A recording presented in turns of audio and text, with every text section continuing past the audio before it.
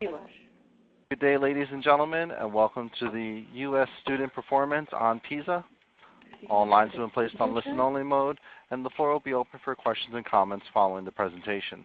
If you should require assistance throughout the conference, please press *0 on your telephone keypad to reach a live operator.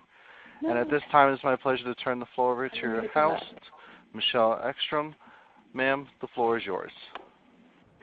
Good afternoon, everyone. Welcome to NCSL's webinar, the U.S. Student Performance on PISA, a webinar on what legislators need to know. We're pleased to bring this to you to cover this very important topic of how our students are doing compared to other 15-year-olds across the world. We're welcome today and very pleased to have joining with us Andreas Schleicher from OECD, who is going to be sharing with us the latest results on the PISA webinar. Andreas, I'm going to turn it right over to you to go ahead and get started. Thanks, Michelle. This is Andreas Schleicher. I'm really delighted to share some findings from our latest assessment of PISA. And just to give you a flavor for it, the assessment covered about 500,000 students across the OECD countries and other countries that joined that survey. Those students took an international test, the largest and most comprehensive international assessment on student learning outcomes. And the idea of this assessment is also to go beyond simply looking at whether students can reproduce what they were taught, to focus on their capacity to think like a scientist, think like a mathematician, and so on. We also give them a lot of questions on their personal background, their schools, and their motivation. And we have also surveyed parents, principals, teachers, and system leaders so that we can actually understand and explain the performance differences that we see across countries. Here you see a map of the countries that took part. In gray, the OECD countries, members of the Organization for Economic Cooperation and Development, and in blue, other countries that joined that survey.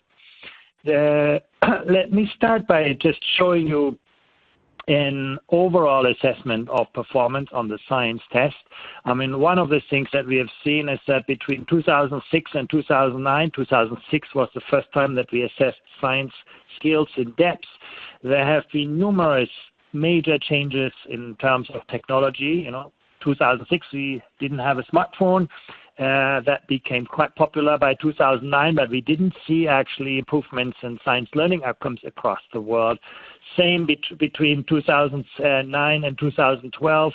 Again, a lot of changes in our economies, very little movement in terms of student learning outcomes.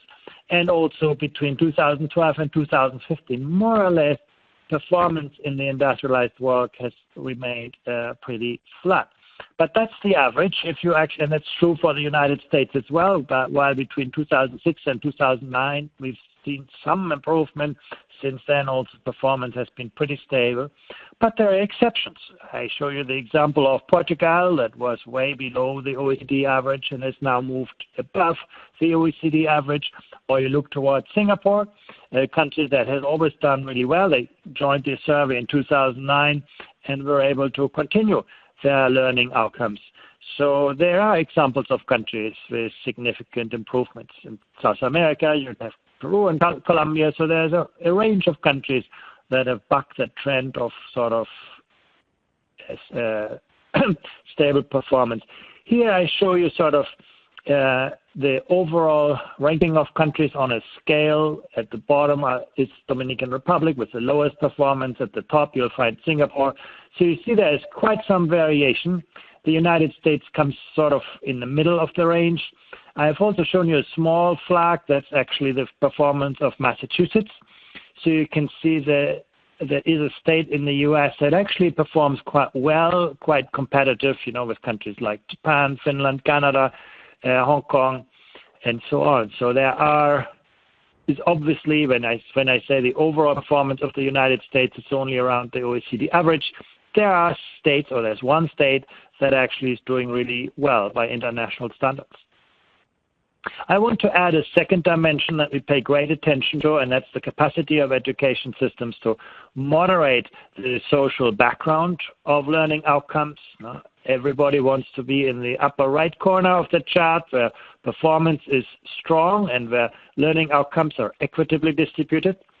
Nobody likes to be in the lower left corner where performance is low and there are large socioeconomic disparities. And then, you can be in the upper left corner where performance is good, but at the price of large social disparities. And then the lower right corner where you can see performance is low and but equity is better. So when you look at those 4 quadrants, this is how the results actually play out. The first finding is that there are actually some countries that are doing well and actually provide an equitable distribution of learning outcomes, and you find them in virtually every part of the world: Japan, Finland, Estonia, Hong Kong, Macau, Vietnam, Korea, and so on. So those education systems show that it is actually quite possible to combine strong learning outcomes overall and an equitable distribution of learning outcomes. One question, of course, is, how things have changed. And I just show you a couple of examples. When you see Colombia, where they were and where they are now, you could see really, or Norway or Portugal. Those are education systems that have, or Romania, that those have moved upwards. You could see these yellow dots actually moving forward, showing you examples of countries that have seen improvement. But there is another direction in which you can improve, and that's basically closing the achievement gap. And that's actually where you see the United States actually achieving very significant progress. Between 2006 and 2015, there was actually no country that made more progress in closing the achievement gap. In a way, you could see improvements among disadvantaged students, whereas privileged students, students from wealthier backgrounds, have seen no performance improvement. And that has resulted in sort of a very small movement upwards, but it's not statistically significant, but a significant sort of move rightwards in terms of lowering the impact of social background. And you can see that same trend in many other countries as well, or several other countries, for example, Bulgaria or Mexico or Slovenia in Europe. Or you have Brazil, actually very impressive closing of the achievement gap, Chile, Montenegro, and finally Thailand. So there are a number of countries which actually didn't move upwards in terms of raising overall performance, but that were able to moderate the achievement gap. And the United States is a good example of those trends. When you look at this in a little bit more detail, on this chart you see on the vertical axis the learning outcomes of schools, and on the horizontal axis the social background of schools. And what you can see here is that there is a relationship in the United States, and that was the picture in 2006. And when you look at the same picture in 2009, you can actually see how that relationship has become a little bit weaker. If you look at the top end, there was no difference. If you look at the bottom end, that's where sort of the closing of the achievement gap has actually leveraged overall better outcomes. But this is another interesting way of looking at this. Now, here I basically show you student performance by decile of social background. So look, for example, here in the Dominican Republic, that's the red square shows you the learning outcomes of the 10% of the most disadvantaged students in the Dominican Republic. The green triangle shows you the performance of the 10% from the wealthiest backgrounds. And you can see in the Dominican Republic, there is a significant achievement gap. Now, if you come from a wealthy background, you're doing a lot better than you come from a poor background. But the point is, when you look at this across countries, you can see how similar students, students from similar socioeconomic contexts, family income, family education, all of those things are similar. You can see they perform so hugely different depending on, where those children go to school. You can see, for example, when you look at the 10% of the most disadvantaged students in Vietnam, they perform as well as the average student in the OECD, or the average student, or better than the average student in the United States. So there are huge differences in the capacity of education system to raise or to leverage the talent of disadvantaged students. I think what this chart shows you that poverty need not be destiny, that it's actually quite possible that even the poorest children get an excellent science education in this case. It's one of the most impressive charts because when you look at the overall ranking of countries, you can always say, well, some countries operate in more favorable conditions socioeconomically and so on. But when you look at this chart, here all of that is being taken into account. Here we compare apples with apples, students from similar social backgrounds across countries, and you can see both at the top and the bottom end of the distribution, the pattern shows huge variability across countries. This is another way how you can look at the resilience of education systems against social background. This shows you the students from the 25% most disadvantaged families who actually managed to reach top levels of performance, which means performing among the top 25% across all countries after taking social background into account. And you can see that's true for about a third of students in the United States, so success despite disadvantage. But if you look to Vietnam, it's over 70%, or Macau, or Hong Kong, Singapore, still 50%, Japan, Estonia. So you can see actually there's also very significant variability across countries in the capacity of education systems to give the most disadvantaged children an education that brings them to the 25% top performing group. Here's sort of the other end of the performance spectrum.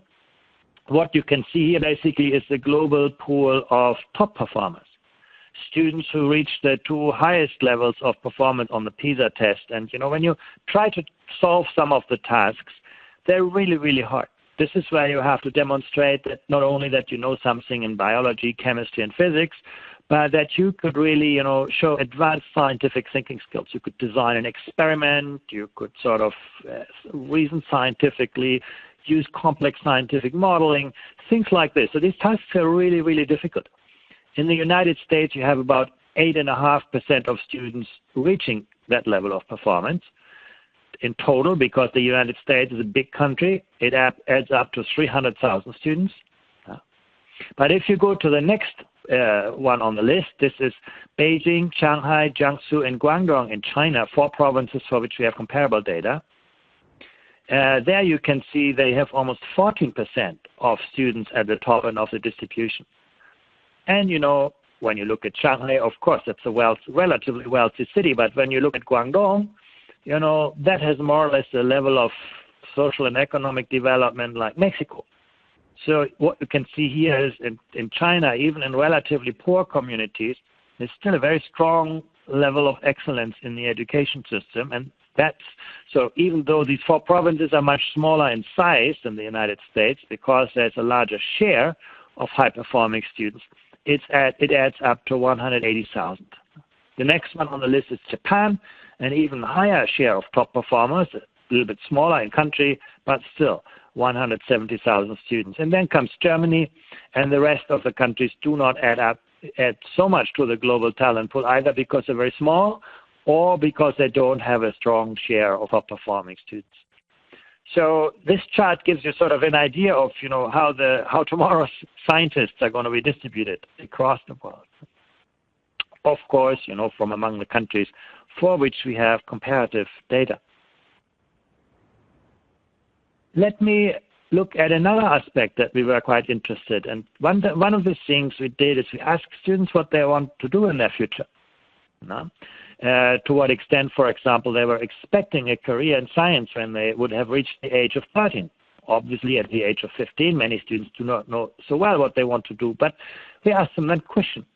And one thing that was interesting is that in some of the countries that do really well on the PISA test, Korea, Japan, Finland, China, Germany, the students get high scores on the PISA test, but they don't want to become scientists. At least that's what they say. By contrast, in the United States, even though the science performance is not that great, actually there's a very strong share of young people, almost 40%, who say they want to work in a scientific career. And I think that's a very positive indicator, so that there is an aspiration that science is valued and so on. So there are 2 parts of the coin. One is the performance, and the other is the career aspiration. When you look at this picture, you might get the impression, maybe education systems have to choose between aiming at high performance, and making science enjoyable and having students expecting a career. But it's actually not like this. One of the things that we do see is where actually students do well on the PISA test and enjoy science. That is the strongest predictor of a career in science.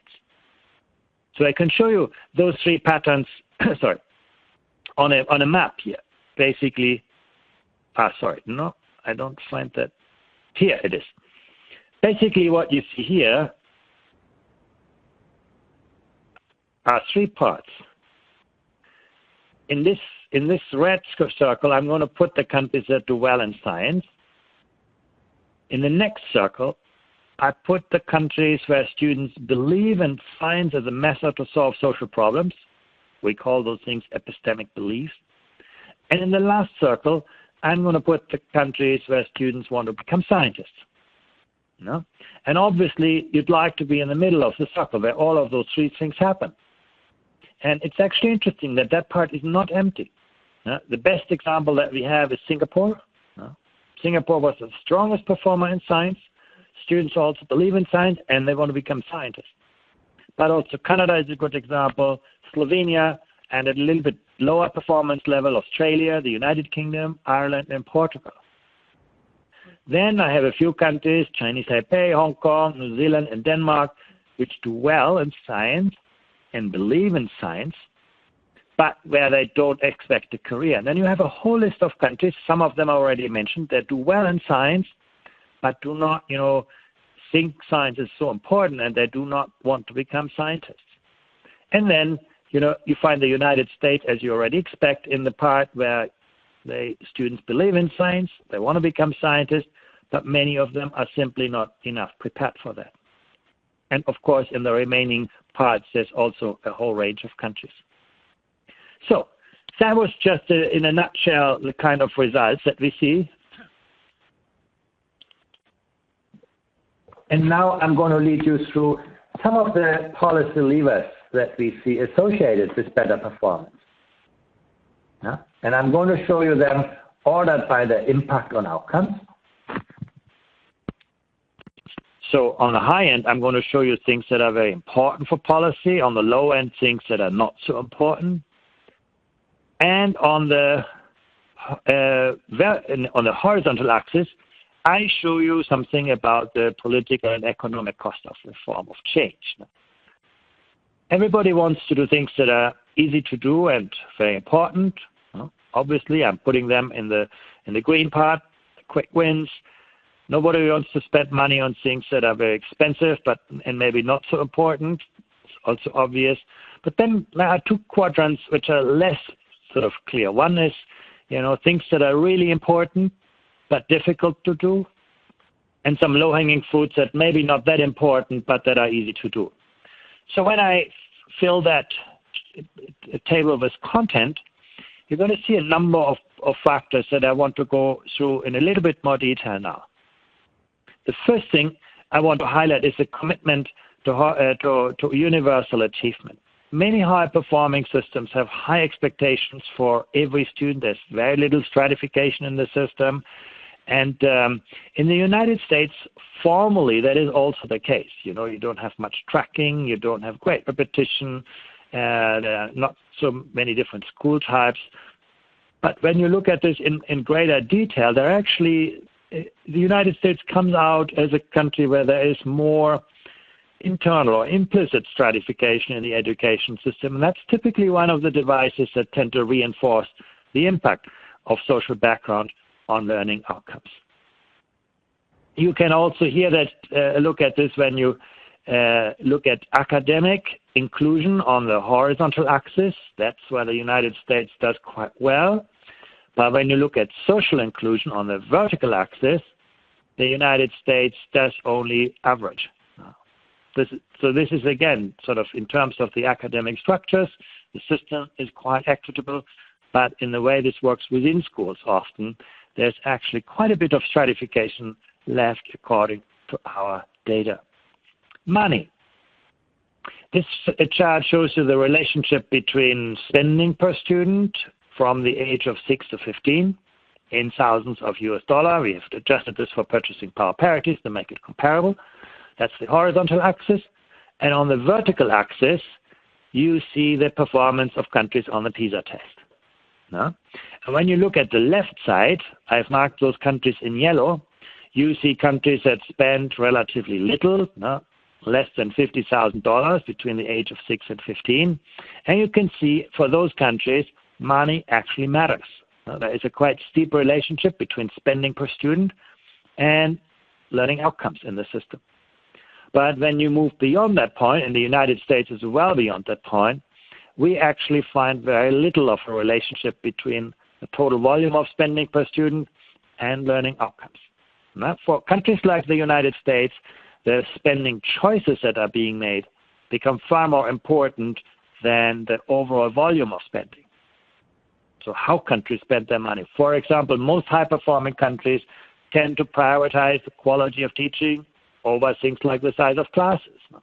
They tend to give teachers very significant time for other things than teaching, and so on.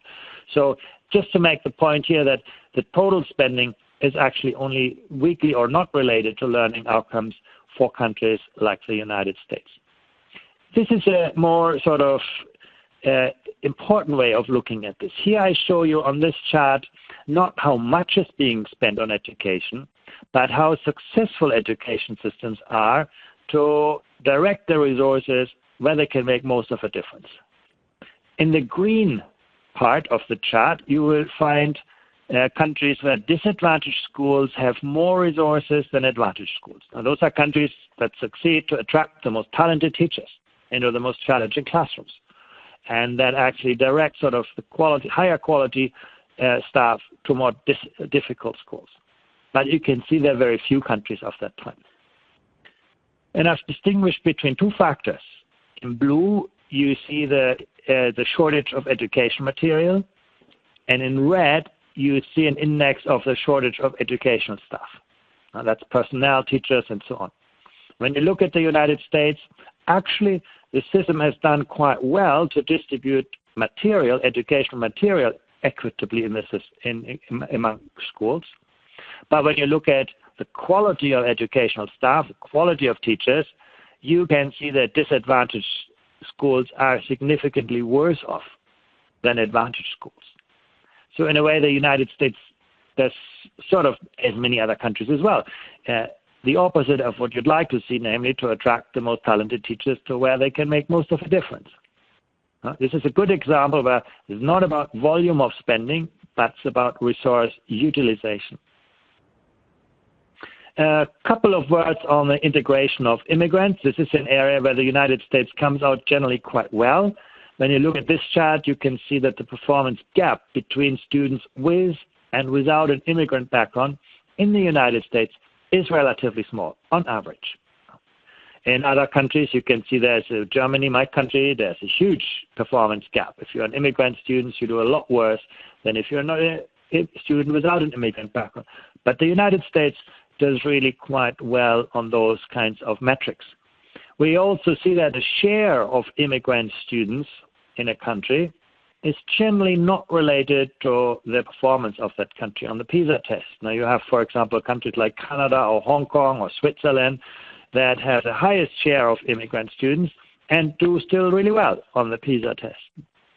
So that, of course, also depends on the nature of immigration, the composition of immigrant students, and many other factors. But generally, one of the things that we found is that the country of origin is actually less important than the country of destination when it comes to success on the PISA test. Early learning. This is an area where the United States does not so well. We looked at attendance at pre-primary schooling by socioeconomic profile, and you can see here that the average years in pre-primary education in the United States is quite low by international standards. In most countries, students would have attended, roughly 3 years, and in the United States, that is typically a lot less than that. Good. One more word on productivity.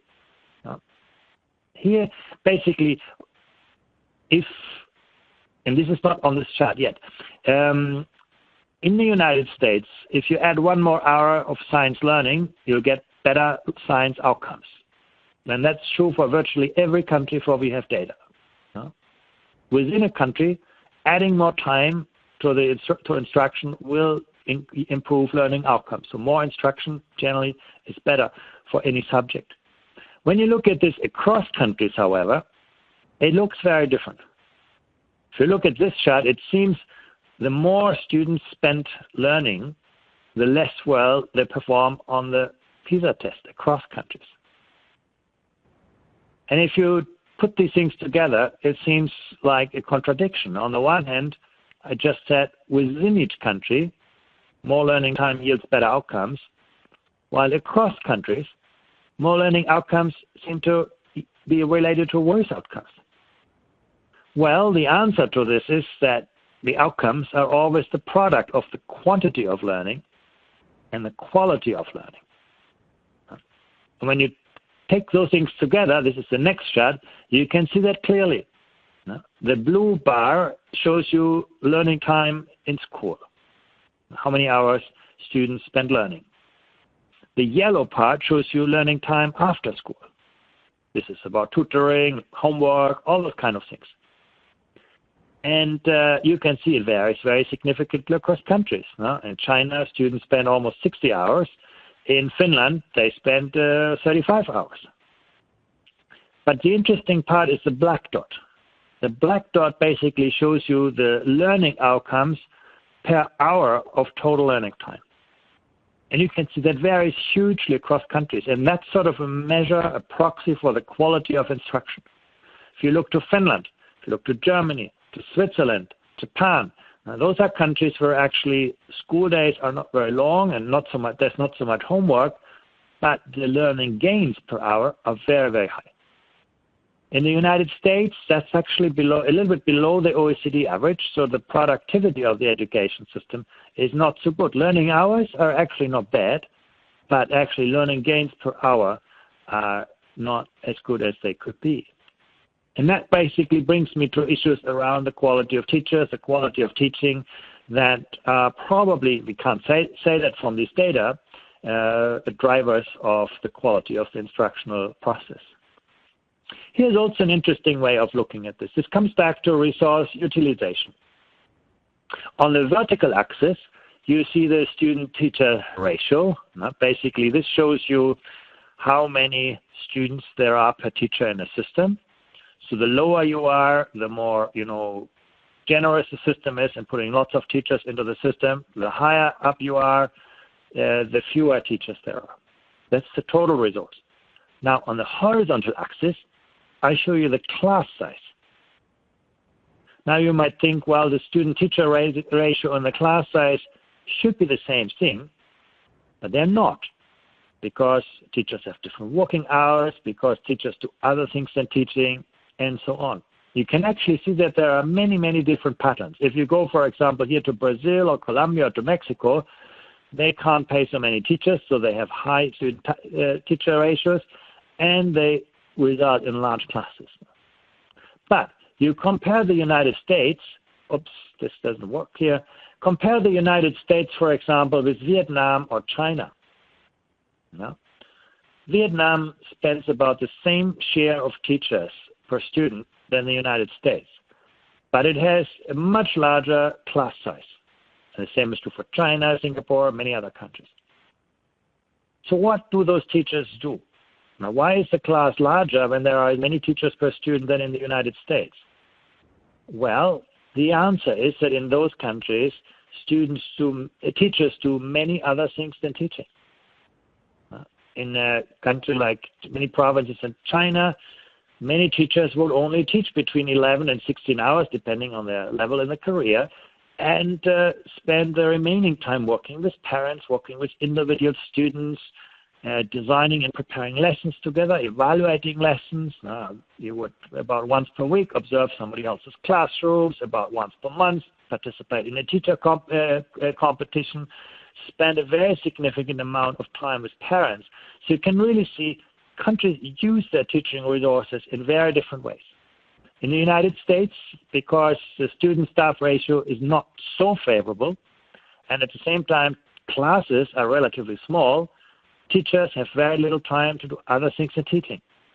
In the case of Vietnam or China, the same resources are used differently, giving teachers a lot more room for professional development. Singapore as well. Singapore spends about 100 hours of professional development for every teacher every year, but the price for this is larger classes. When you study this a little bit more systematically with sort of more refined analysis, you actually often see that high-performing education systems tend to prioritize the quality of education and teachers over the size of classes. So they make choices like the East Asians here. It's quite important to look at. Public and private schools, charter schools, and so on, we don't find much of a performance difference. Actually, for the United States, the performance difference is not significant. In the majority of countries, public schools tend to be a little bit better than private schools after taking into account the socioeconomic background, but there are also countries where it goes the other way around. And again, in the United States, we can't see really any difference between public and private schools. Last but not least, governance. We find that where school principals have greater discretion on things around resource allocations, curriculum, disciplinary policies, assessment policies, and admission policies, where there is more responsibility at the school level, results tend to be better. This is a correlation, not necessarily causal relationship, but we find that consistently across countries. Now you might think, well, that's true for the United States, but it's actually not. In fact, when you look at sort of the discretion that lies really at the school, is just moderate. There are many countries, the United Kingdom, Netherlands, Hong Kong, where schools would have many more responsibilities, up to, setting teacher pay and all of those kinds of things. In the United States, those kinds of conditions are set more at the district level. No? But actually what these data show is that what relates most positively to learning outcomes is when schools are the principal drivers of this. You can see also in the case teachers have responsible, for curriculum design, for disciplinary policies, admission policies. Outcomes tend to be a bit better. School governing board is not so clear. School districts, also we don't see any clear performance pattern. And then national education authorities goes a little negative. It doesn't mean that it's negative in absolute terms, but when you put all of those factors together, you can see that it's the school and the teachers that have the most visible positive impact on learning outcomes, to the extent that one can interpret those findings in a causal way. The last point I want to make is, and I know that always gets lots of attention in the United States, to what extent are students exposed to standardized assessments and other forms of appraisal? And when you look at the data on this, in fact, the United States does not come out as a country where students are particularly frequently tested. For the majority of students, there's a test maybe once or twice per year. For some, it's 3 to 5 times a year. But there are a fair number of countries where students would be exposed much more frequently to standardized testing. And the same is true for other forms of assessment. So at least when you look at this from an international perspective, testing in the United States is moderately popular, but certainly not more popular than it is in other countries. And that's really all what I wanted to share with you, and I look forward to your questions. Thank you so much, Andreas. So at this point, I just wanted to quickly mention the work that we're doing here at NCSL on international comparisons. About 3 years ago now, around the time that the previous PISA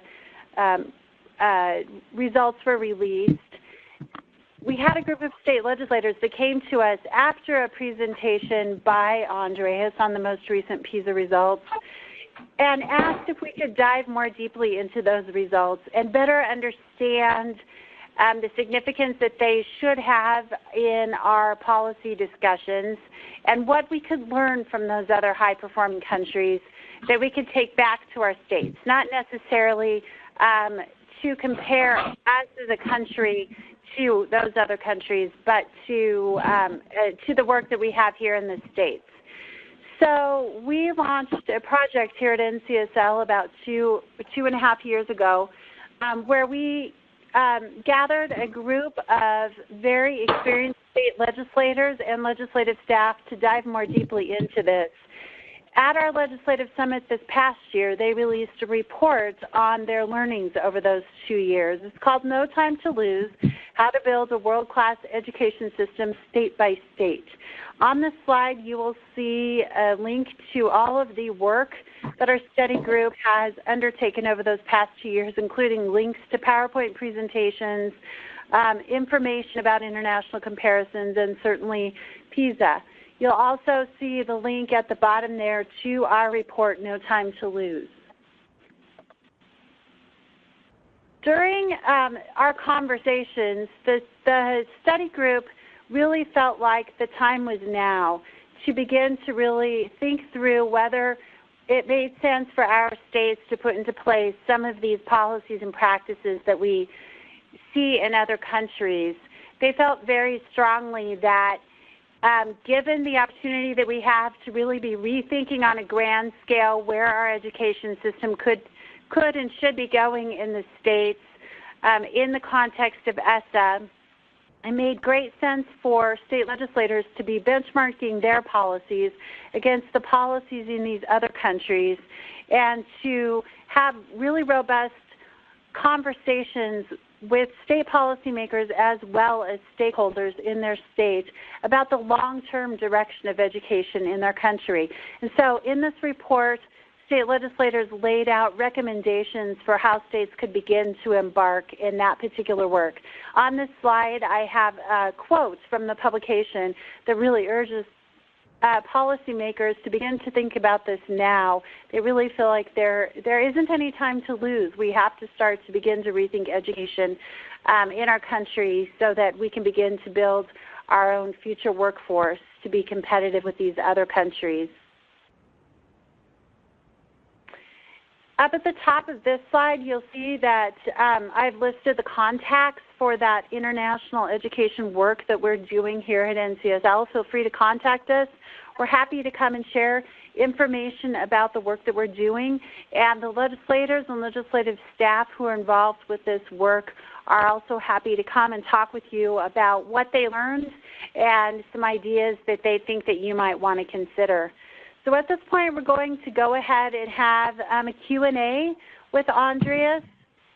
We've got some questions coming in. I'll go ahead and read those. Please be sure to type your questions into the chat box so that we can try to get to all of them.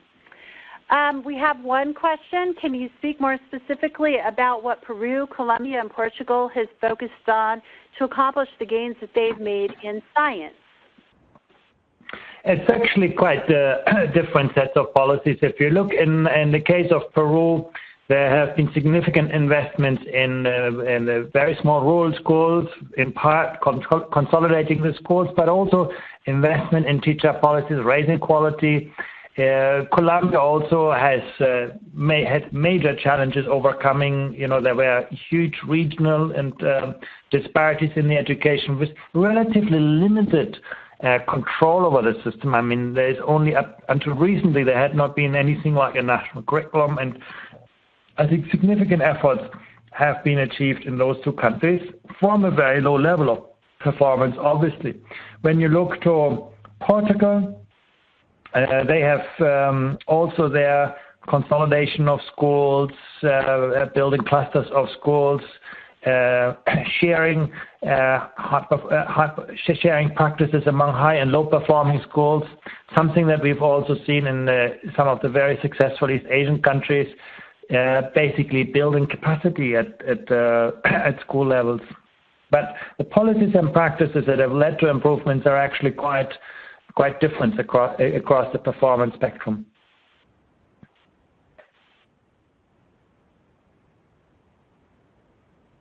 Great, thank you. Let's move on to the next question. How does the U.S. class size compare to Canada, specifically Ontario? Actually, I would have to look up the data for Ontario. We have actually provincial data for Canada, but I don't have them here on that slide, so I can't really tell you that right away. But I would suspect that Ontario would have slightly larger class sizes. They have, in Ontario, teachers have definitely more time for other things than teaching, and I don't think the student-staff ratio is. But let me look that up and make sure that you get this data. Great, thank you. It looks like we have a couple of questions about states choosing to use PISA within their own state. Can you talk a little bit about what the process is for a state here in the U.S., such as Massachusetts does, to participate in PISA? And then can you also mention at the same time the OECD test for high schools, because they are two separate things, and I think it's something that the audience would be interested in hearing about. Yeah, actually schools can simply apply for participation in PISA. The work is coordinated by the U.S. National Center for Education Statistics, so either drop us a note or send a request directly to them. And what it then means is that they will oversample the schools in that state. This is what states like Massachusetts, Florida, Connecticut, and have done. And then they will get state level results. So that's a relatively straightforward process. The OECD test for schools has a slightly different purpose, and that's basically to give individual schools results from PISA. That has been a frequent request in the United States and also other countries, that schools want to know how they perform to other schools around the world, schools that are similar in social intake, but also in absolute terms. So this OECD test for schools is basically one that individual schools can use to compare themselves against the PISA metrics and against other schools. That's a bit more complicated, because then basically you have to administer this PISA-based test for schools separately, whereas the participating for a state in the international PISA test is simple, because that's all going to be done as part of the PISA operation, just with a slightly larger number of schools. It takes about 50 schools per state at the minimum. We have another question. Has the PISA data been correlated to policies and approaches in teacher preparation? Yeah, in fact, we have quite a bit of analysis on that.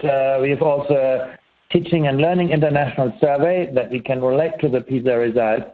And while we do not, I should say that at the beginning, we do not see much of a relationship between the overall level of teacher qualification and the PISA outcomes.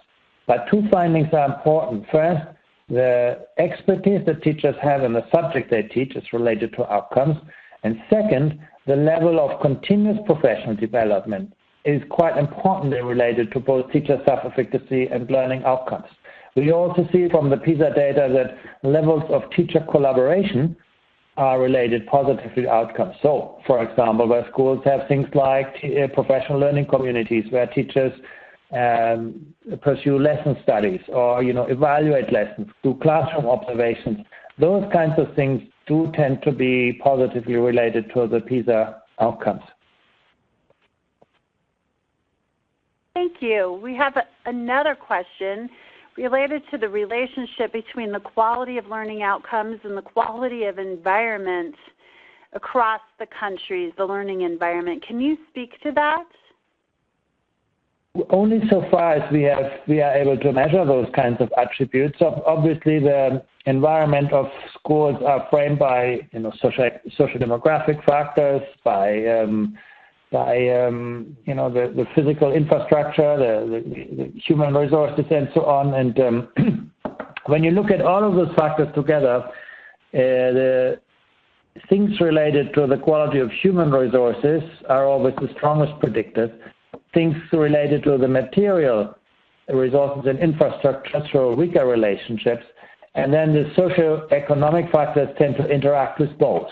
But what I also showed you at the beginning is that though social background matters in any context. Some education systems are much better than others in moderating that impact. In a way, giving students from disadvantaged backgrounds also very high levels of learning outcomes. I showed you the example of Vietnam, but this is not the only one. There are several education systems that are more successful in mediating social factors. We also have a lot of interest with the success that Massachusetts had this time on the PISA, and a lot of states wondering to what extent they can or should be looking to Massachusetts as an example of how they could potentially raise their own student achievement on PISA and other measures of academic success. And I just wonder if you can speak a little bit to, from your perspective, what you see that Massachusetts has done that relates to some of the other high-performing countries. What are the lessons that states might learn from Massachusetts? Yeah, I must say that we don't have a very detailed analysis of the policies in Massachusetts yet, but some factors that clearly stand out is high standards. I think Massachusetts already since many years, even before, things like Common Core were introduced, Massachusetts had a similar approach, quite sort of rigorous standards. It has very interesting approaches to teacher development, teacher deployment. In one way, I think it's an interesting benchmark. It's a high-performing education systems. In part, that's what you also expect given the social demographic kind of context. But I think even when considering this, I do think it's an interesting benchmark. Also, the way Massachusetts allocates resources, it has a pretty much formula-based approach to funding, ensuring that there is a match between needs and resources. So I do think there are some interesting things one can learn from Massachusetts. But I must say we have not done a detailed analysis of the policy for the state. And one more question. This relates to the persistent myths that are out there about international comparisons. What advice would you have, or what direction would you give folks when they encounter those who would argue that there's no need for the U.S. to be looking at international comparisons such as PISA? What advice or what information could we point them to dispel these myths? Well, your school system today is going to be your economy tomorrow, and I do think that it is important to understand how improvements in the United States compare to developments across the world. I mean, think about an extreme example. In the 1960s, Korea had the level of GDP of Afghanistan today, one of the least developed education systems. Today, it's at the top end of the performance spectrum. It's a very successful economy as well. So you wouldn't realize this without international comparisons. The improvement by national standards are important to measure, but actually how you compare with, the major economies around the world, does seem to me a very important criterion to assess success. And that would be as true in any other market as well. There is almost no field of public policy where we would not look at international benchmarks. Many of the other myths about PISA, for example, some say that certain countries have been more selective in their student populations. That's really not based on any evidence. The standards that are being applied in most countries, in every OECD country except for Mexico and Turkey, participation at age 15 is universal, often even higher than in the United States. We often hear also the United States is more diverse than other countries. That's actually also not really true. I mean, certainly more diverse than some, but not more diverse than any. So overall, I would consider international comparisons one very important international perspective. The last point I want to make here is that international comparisons also open up really interesting policy perspectives. For example, if you work within a national context, well, how large should a class be? If you have an extra $100 to spend, you want to spend it on a smaller class, on paying your teachers better, on giving your teachers more professional development. It's very hard to find the answer in a national context. But what you can do is look at how other countries make those kinds of choices. And actually, as I showed you in the slides, some countries, some high-performing education systems, deliberately make very different choices than in the United States. Now, they put a lot more resources in their teachers, and they may save on things like class sizes. And those kinds of policy levers you can only see when you look beyond your borders. No? Thank you. And just one last question. What advice would you have for state legislators? What policies and practices do you think, given these recent results and all of the data that you have at OECD, what advice would you have for state legislators right now who are considering policies around assessments and teaching and accountability? Yeah, some policies you would start even looking beyond schooling. Early learning is an area where I do think most states could see significant progress and also probably, yield significant learning gains. Establishing most high-performing education systems have very high expectations for their students. Common Core is an instrument that tries to sort of get there, but implementing that consistently is a very sort of major challenge. But it's something that most high-performing education systems have done. So setting rigorous, coherent, and focused standards is something very important. And then building the support systems for this, and the quality of education can never exceed the quality of its leadership and of its teachers. So investing in capacity is very important. And that is, I think, get difficult, because that depends on effective career structures, making sure that good teaching is recognized and sort of translates into more advanced positions and careers, sharing resources across schools, sharing expertise, creating incentives for teachers to collaborate. I give you just one example, that if you go to Shanghai in China, for example, many people say, well, you can't emulate what they do, but some of the things are actually relatively easy to do. One thing they have, for example, is a digital platform where teachers can share their lesson plans.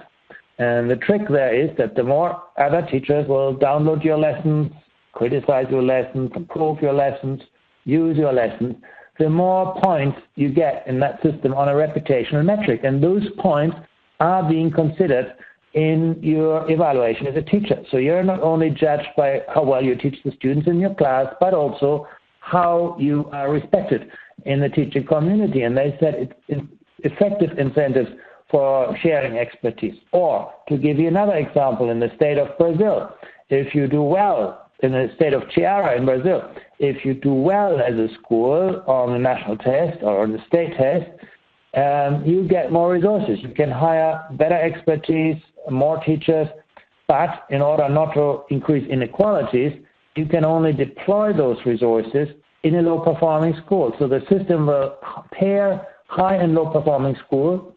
The high-performing school gets additional expertise and provides that expertise to a low-performing school to both win.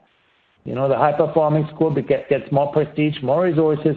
The low-performing school probably might not have spent the money as well, but can use that expertise really well. So there are many devices that actually we can learn from from an international comparative context. Well, Andres, we thank you so much for your time. You've been a wonderful partner to us at NCSL and in our international education study group work, and we thank you for your time. Thank you very much.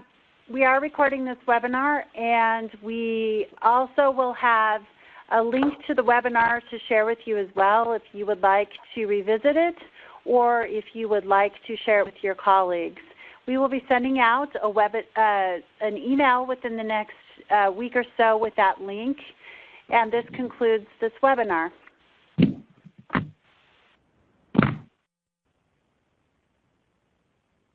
Thank you. This does conclude today's webinar. We thank you for your participation. You may disconnect your lines at this time, and have a great day.